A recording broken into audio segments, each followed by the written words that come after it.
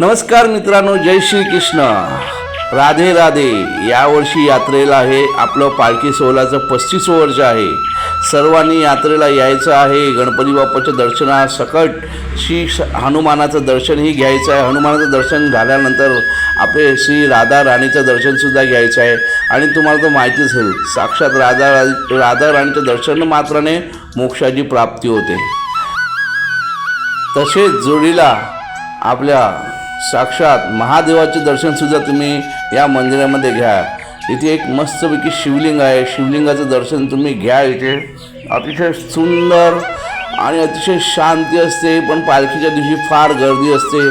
त्यामुळे पटापट दर्शन करून मस्तपैकी आपल्याला यात्रेत फिरायचं आहे. मंदिराचा आवार आणि मंदिर अतिशय सुंदर आणि जबरदस्त केलेलं आहे.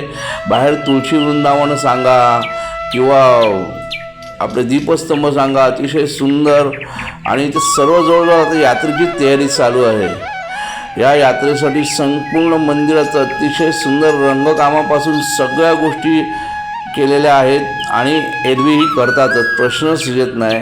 आणि आहे डोंगरपाड्यातील श्री राधाकृष्ण महादेव मंदिर. जय श्री कृष्ण भक्तांनो, जय श्री कृष्ण, जय श्री कृष्ण. सर्वांनी या.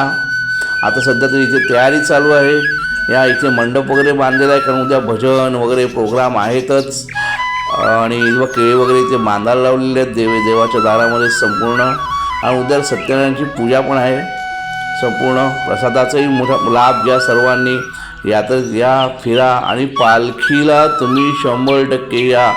फार मोठा पालखीचा उत्सव असतो. पालखीला तुम्ही सर्वांनी यायचं आहे. पालखीचंही दर्शन घ्यायचं आहे आणि जय श्री कृष्ण बोलायचं आहे. तर भक्तांनो, जय श्री कृष्ण, जय श्री कृष्ण, जय श्री कृष्ण.